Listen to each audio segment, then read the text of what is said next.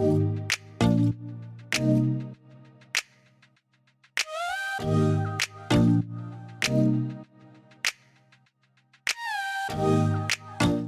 I'm your host, Terra Newell from Terra's Baddies Club. I have today's guest as Gabi Conti. She is one of my really good friends. We connected a while back on my podcast, Time Out with Terra, through my friend Carrie Martin. She is just amazing. She's a comedian. She is an author. She's a host at Hollywire. Here's her book, 20 Guys You Date in Your 20s. So I'm so excited to have her today. Let's get into today's episode. Hi, Gabi. Thank you so much for joining me today. Why don't you tell me a little bit about yourself for the people that don't know you? I know you're a really good friend of mine, and we've done so many things together now, but tell us who you are. Thanks so much. Yeah. So a little about me. I am a author and a writer and a host. I wrote the book 20 Guys You Date in Your 20s, which is a guide to dating. Yeah, there it is right there. And it's based on roughly my 10,000 hours of dating in my 20s. And each chapter is about the different types of relationships you find yourself in anytime you're single. And it has stories and guides and charts and quizzes to help you navigate your way through that. After I wrote that book, I went on 30 dates in 3 days for Cosmopolitan, and I ended up marrying my 31st first date. So I am no longer dating, but I still do write about it for websites like Cosmopolitan and Betches. I've written for Pop Sugar, Hello Giggles, Elite Daily, a bunch of different websites. And I also podcast as well. I have a podcast called Am I Dating a Serial Killer with XG Productions that's on Audible the whole first season. And currently I am working with Emerald Audio, a female-driven podcast network. And I have the podcast Bad Influencer, which is a fiction podcast that I've written and co-created. And that is more like a TV show for your ears. So completely different from this type of style of podcasting, although we do have interviews and behind the scenes footage on the feed as well. Yes. Oh, and I met your team at Podcast Evolution at the iHeart party. Yeah, that was so much fun. It was so great to see you as always. And yeah, I mean, definitely check out Emerald Audio. I really love them so much. It's co-created by Jane Green, who's a New York Times bestselling author. And it's such a great team of like just women and female driven stories and narratives, which I love to listen to and I love to write. So yeah. Yes, they were so cool and so nice to me. I just really enjoyed meeting everyone. And then I felt like I just love those little cups that they had, even though I don't drink. Oh, yeah. So cool. Those little cups that the champagne was in. And then I was like, Gabi. Yeah. Hey. You took the cup. Yeah, I took your empty cup. Yeah, yes. Yeah. I'm happy you took it. Yeah, those were really cute. That was a fun party. Yes, I needed a souvenir. Yes, but let's talk about your podcast because I think it's really cool how you've had literally like Perez Hilton on and you've had all these influencers on, and it's so cool because you're like, oh, Dumois is like a huge thing that I think you introduced me to, or was it because I was on there? So, I might have. Well, okay. So Dumois and I like have somewhat of a friendship now, and it's because I was an early follower on it. So I think I was a follower when she was in like the thousands, and now she's in the millions. And I might have told you about it. I don't know, but it was definitely like my lifestyle during pandemic. I was on that, refreshing it all the time. But yeah, so Bad Influencer, it's scripted. So it's a show, and it tells a story about this girl who dreams of being a famous influencer, and she wakes up and is a famous influencer, and she's caught in nonstop scandals. And so we have a cast that plays the main characters, and those are all incredibly talented professional actors. And then we had cameos of actual real celebrities and influencers playing themselves. So Perez plays himself, Dumois plays herself, also Kristen Doty from Vanderpump Rules plays herself, and Christy Carlson Romano plays herself too. And that has been a really fun thing with the show because as a small network that a lot of people didn't know, having those names really helped us get listeners early on. And we're so grateful for those public figures for being a part of our project. And I think people really liked it because we actually ended up being the #1 fiction podcast the week we came out. So I think they came for the influencers and they stayed for the story, which I'm so grateful for. Yes, and it was really great. I really enjoyed it. It's definitely like a fun vibe. Yeah, and it's a fun thing that you could have on in the background. Like I watch TV a lot when I'm like doing errands, but I'm missing the show because it's in the background. So it's nice that you can just like listen to it. And there's other great shows too on the network. There's another show called Rainbow Girl that's written by Jane Green. There is Key of Love, and then we just ended up merging with another network called Diversion, and they have an incredible 2 seasons of a show called The Royals of Malibu, which is kind of like a CW show set in Malibu with high school students, but also there's the adults too. So it's like very much like the OC or Gossip Girl in that style. And it's a really, really good show too. So if you're into fiction podcasts, definitely check them out. I love that. I felt like my show was definitely a version of the OC for sure. Oh, yeah, for sure.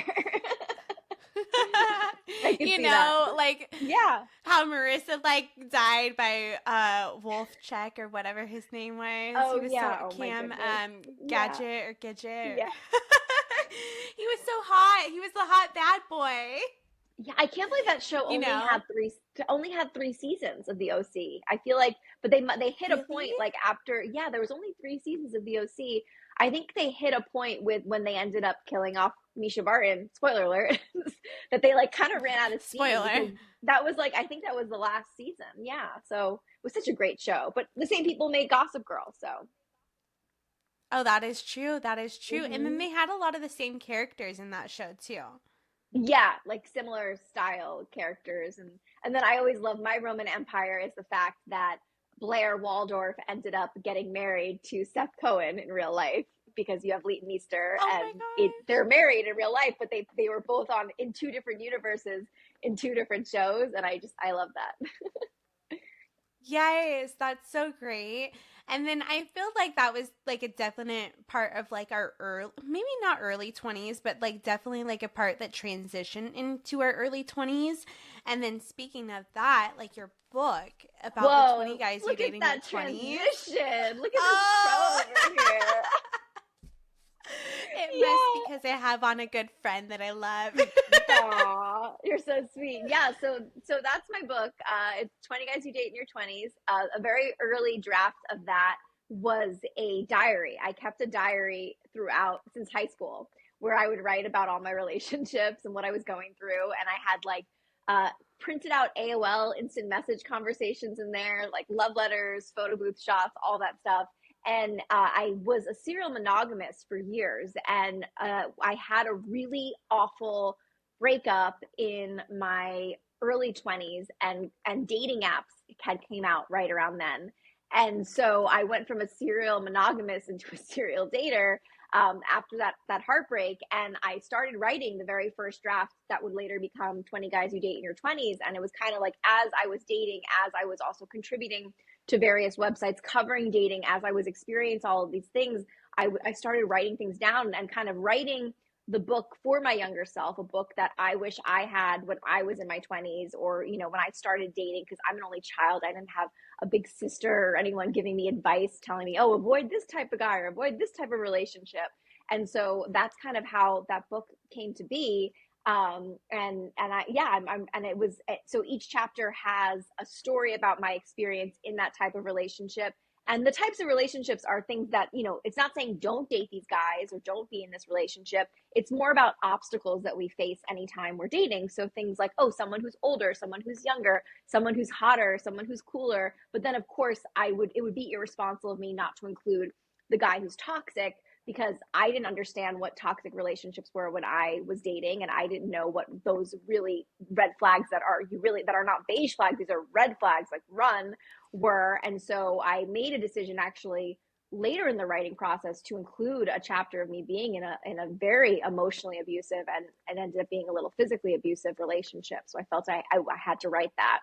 But the book itself, each chapter has charts and quizzes, and then it tells a story. And then I sent the story to all of the guys I dated, with the exception of the toxic guy, obviously, and they got to weigh in. And then there's also advice from like experts who know the situation, as well as successful couples. So a couple where someone's older or younger. Obviously, again, did not interview a couple like how do you guys make your toxic relationship work? Didn't do that. So yeah, that is the book in a nutshell. Oh my gosh. Yeah, no, I think that it's great that you included the toxic relationship in there because so many women go through the toxic relationship. It may not be to a certain magnitude, Hmm. like not to Dirty John or not even to like No, yeah, sometimes your level of it.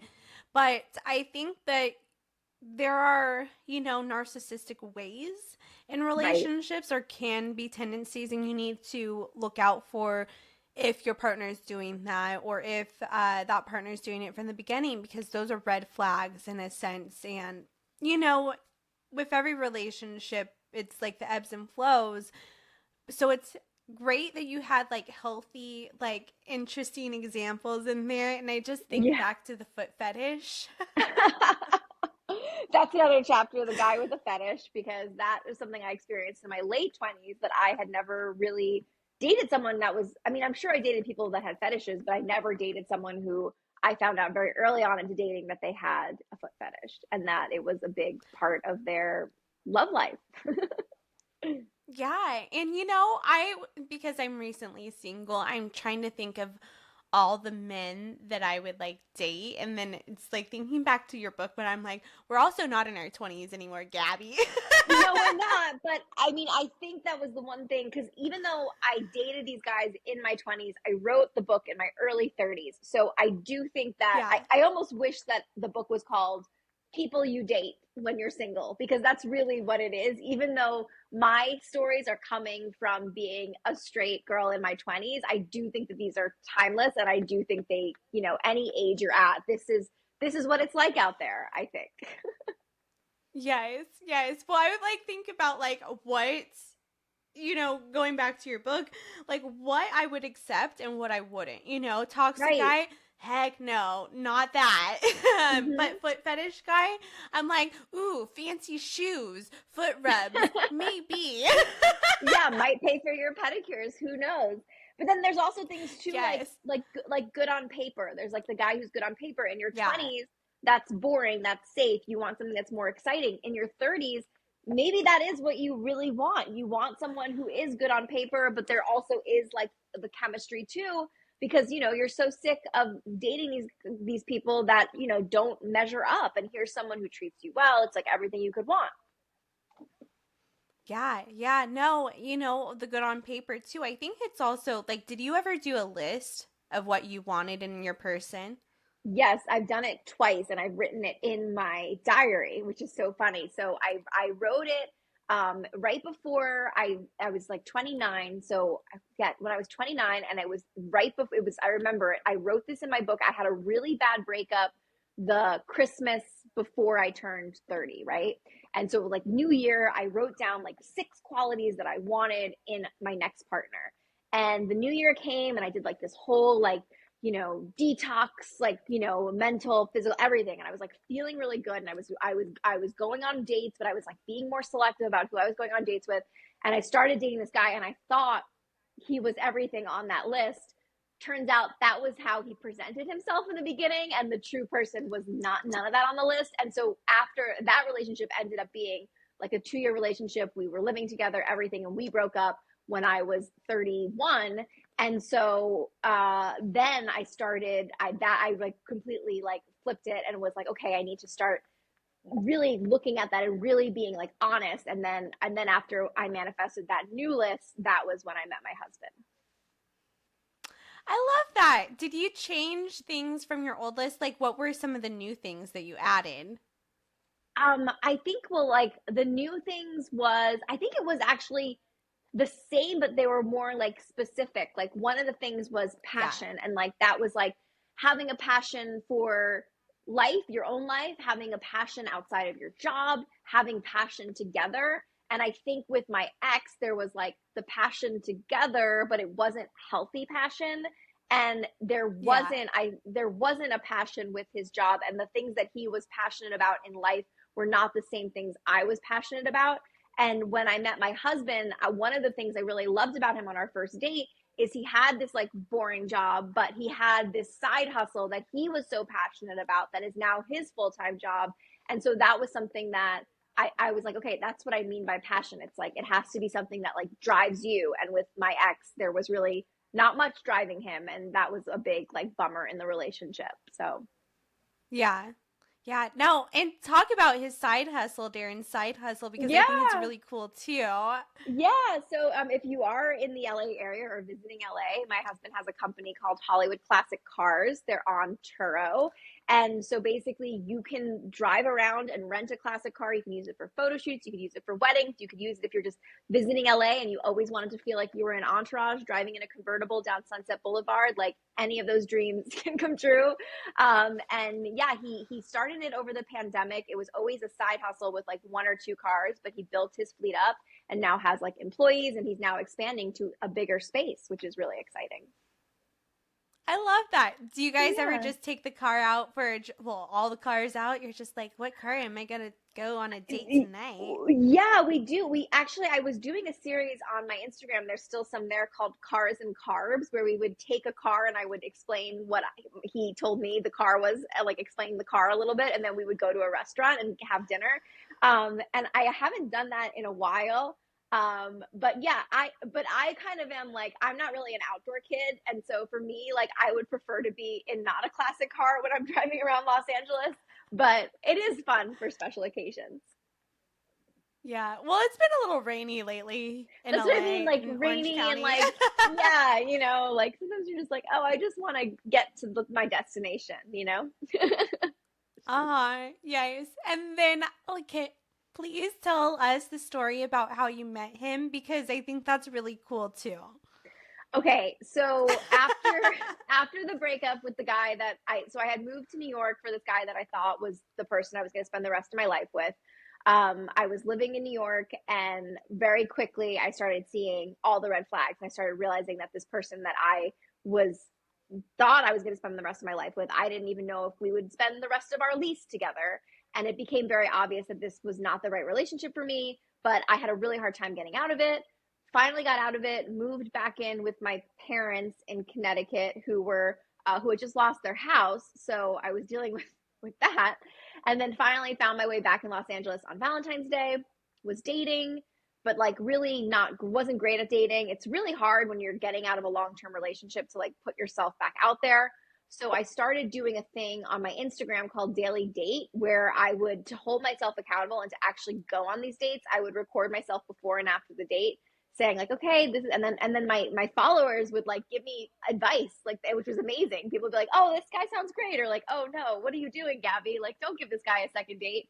And so I was doing that, and I had started to contribute to Cosmopolitan. My editor saw it, and she was like, can we make this an article? And I'm like, yeah, 30 dates in 30 days. And she goes, oh no, that's been done. Can you do 30 dates in 3 days? And I started to do the math of it, and I was like, I guess like 10 dates a day. And so I was on every dating app that would have me. And by like, I was supposed to start my dates on like a Friday. And by Wednesday, I only had like 15 dates lined up. And so I asked her, I was like, hey, is there any way I could make like half of these dates like setups? And she's like, sure. So I had 30 dates planned. I went on the dates. Of course, because it's Los Angeles, some of the dates ended up not happening, like they flaked, whatever. But I had 30 dates scheduled. I think it only ended up being like 25 dates that I actually went on for real. And then after that, I got really good at like making dating apps work, which I think a lot of people fall into this point with their dating apps where they're just pen pals and they never actually meet in person. And because I had this like deadline, I had to go on these dates. So doing things that maybe I used to not be really comfortable doing, which is kind of being like, okay, are we going on this date or not? And also if the guy was like, wishy-washy, I would move on to the next, which I think sometimes in the past I would hold on to maybes. I would hold on to like the possibility of it. And so after I had done that, after I went on a couple of second dates with the guys that I had dated, whatever, I had quit dating apps for a while. I was just focusing on myself. I was like so happy with my life. I felt like my life was so full and so complete that I just didn't need anything that didn't add value to my life. And I got back on the dating apps and I matched with this guy, and we went to go get drinks, and it was really quick from like dating app to date. We went to go get drinks, and after like the first round, I was gonna leave because he wasn't asking me any questions about myself. And so I had the guts to say to him, well, if you don't start asking me questions about myself, this date is over. I'm going to the bathroom. When I come back, if there's not a change, like I'm done. And so I went to the bathroom, I came back, and it was kind of like the ice had broken. And he was like, I am so sorry. Like, I am on 2 hours of sleep. I was going to cancel, but I didn't want to cancel because I was excited to meet you.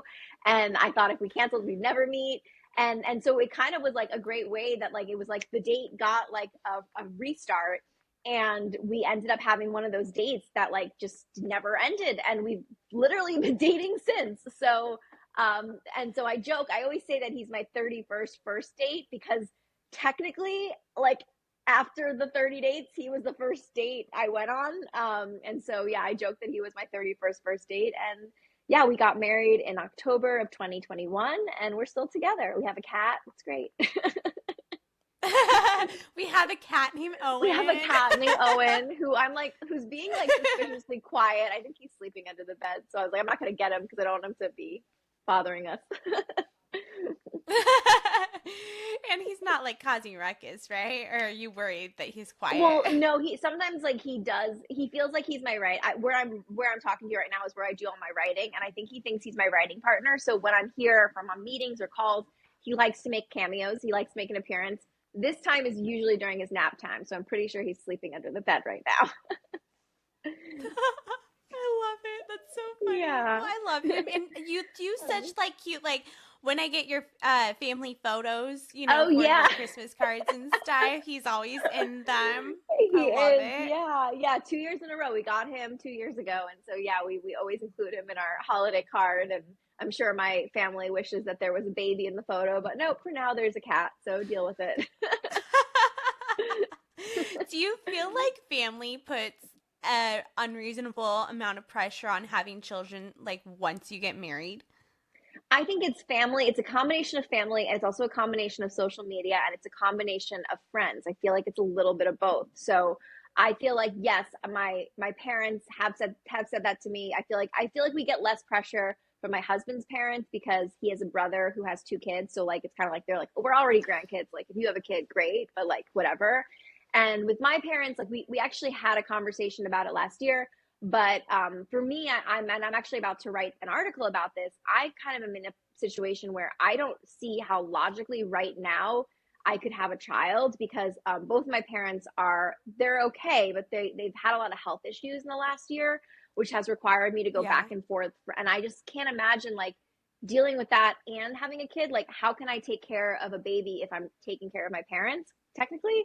And so that's something that Yeah. I'm thinking of exploring. But then I also feel the pressure that I put on myself when I scroll through social media and I see that people who have gotten married after us are pregnant, and it's just kind of like you kind of feel like, oh, I'm missing out. There's like a FOMO feeling to it, like I should be also starting a family. And then you get pressure from people that don't even know you, like the cashier at Trader Joe's who's asking me like, at my dad's Trader Joe's, he's like, oh yeah, you got married, do you have any kids? You want kids, don't you definitely want kids. So I feel like it's a combination of all of that, and I'm kind of in a place right now where I'm like thinking about it, but I don't know, I feel like also you have to really want to have a kid, and I have never been someone who's like, I need a kid. I've been more like, I need a cat. So I don't know, that could change.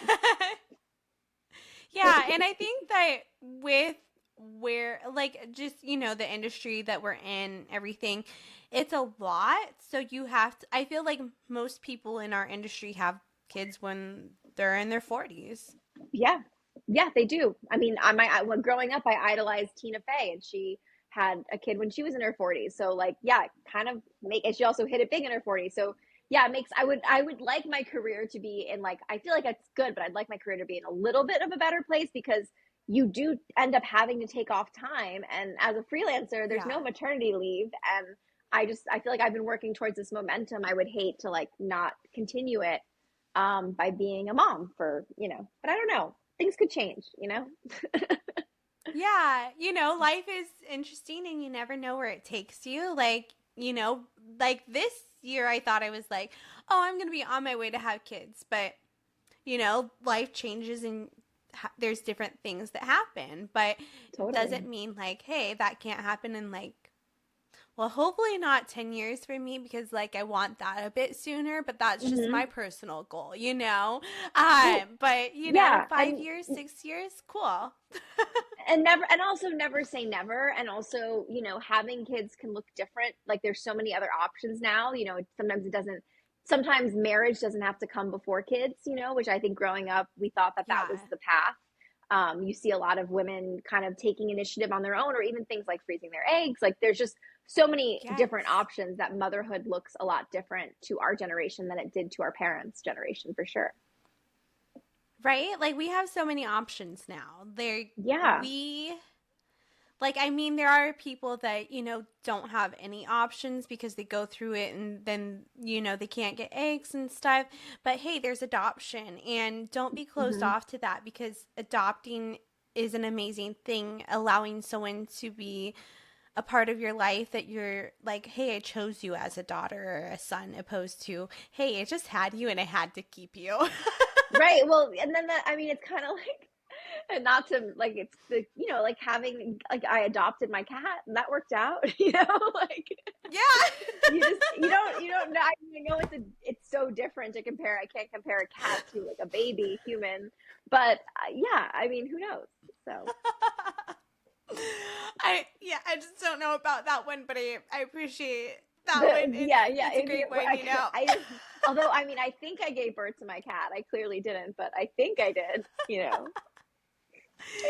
In your mind, you did. In my mind, I did. So there we go. Gabby. In my mind, I probably birthed Dixon too. 9 months in Like my he's my belly. child. Yeah, he's my child. Yeah. So Yeah. When well, there's like 2 months. I feel like with animals, it's like 2 months or something around that. Don't quote me because I'm not a vet in any areas. But I feel like it's 2 months that they're like, or maybe it's 6 months. I don't know. Don't quote me on animal birthing. And now this oh is yeah, how going long in an did, yeah, I don't interesting know how direction. long. Yeah, how, I know we're talking. Yes. Again, Well, yeah. Well, back to dating. sure. What are some tips that you recommend, like going on dates, dealing with the dating apps? Like, I'm not a fan of dating apps because I meet people very organically, but what do you recommend, like, people do, like, how to get that date or to get that person on the app? So I think the biggest trick with dating apps is that you have to treat them seriously. You have to really be thinking when you're like swiping, is this someone that I want to go on a date with? But also, I think you have to realize that if you are a straight woman who's trying to date a straight man, most straight men have no idea how to take a flattering photo of themselves. And if they do, that's a red flag, or could be Be a red aware. flag. Be aware. So I think, like, I think be a little bit more open-minded, and like if you see something that you find cute about the guy, but maybe the pictures aren't perfect, like let that, like, the best way to find out is to meet in person, because you cannot have a relationship with someone that's just online. You have to eventually meet. So I would say, and I think a great way too is like to go on those dates. And also, if you're talking to someone for more than a week or two and there is no plan to meet, like that person is wasting your time. Like, thank you, next. Like, find someone who's going to take you out on a date, who wants to go out on a date. So I think being selective but also being open-minded when it comes to using dating apps is really key. There's actually a really great app that I've never used because I've been married since it came out, but I think the concept behind it's incredible, and they were actually a sponsor of that influencer, and that's called First Rounds on Me. And they try to mimic what an in-person connection is. So there's no pen pals on the app. Basically, you swipe through, and if you see someone that you're interested in, you send them an invite, or you tell them to invite you to go on a date. And you pick a time and place to get drinks, and it doesn't have to be alcohol, it could be coffee, whatever. And you meet in person, and you're not allowed to start talking to that person on the app until 12 hours before the date. So it's supposed to mimic that in-person connection. And I also like, another hack too is like first dates that are dinners and stuff like that. I feel like that's also not great because sometimes people put so much pressure on that. And I think a first date should really be more of like a meeting and making sure you vibe when you're meeting online. So a first date being like a drinks or a coffee or a walk or something like that. And also trying to think that you're only committing to an hour. I think a lot of people don't want to go on dates because they think it's going to be their whole night or their whole day. So I think, if you really don't owe a stranger more than an hour. So I think either if you want to be upfront and tell them you're doing that, or that's your own policy that after an hour, if you're not having a good time, you can leave. There's no pressure. I think that's also really helpful as well. Yeah, I love that so much. Now, where can we find your book, your podcast, and everything? And then I'm also going to ask you a few questions for Patreon after, so stick Sure. around, Yeah, guys. of course. Okay, so you can find my book, 20 Guys You Date in Your 20s. You can read it or you can listen to it. I suggest a hard copy because it's a fun thing to like keep on your coffee table and flip through and do it with friends. So you can get that wherever you buy books. Also, my website, gabiconti.com, GABICONTI.com, has a link of all the options of where you can buy and listen to my book. It's also available in French now. So if you speak French or you're listening to us from France, you could buy my book in French. And then my podcast, Bad Influencer, is available wherever you listen to podcasts. There's also a link on my website or on my Instagram. My Instagram is It's Gabi Conti, ITSGABICONTI, and that also has links to everything I'm mentioning here. And yeah, so I think that's it, right? Yeah. Yeah, follow me on Instagram. Yes, I think so. Is. Yeah. I'm like, am I missing anything? Yeah. Beautiful. Well, thank you so much, Gabi, and we will stick around for the Patreon. Thank you for listening to today's episode with Gabi Conti. Please check out her book, 20 Guys You Date in Your 20s. Also her podcast at Emerald Media, Bad Influencer. Check it out. And thank you for listening. Please subscribe. Please hit the like button. And please stay tuned for the next episode.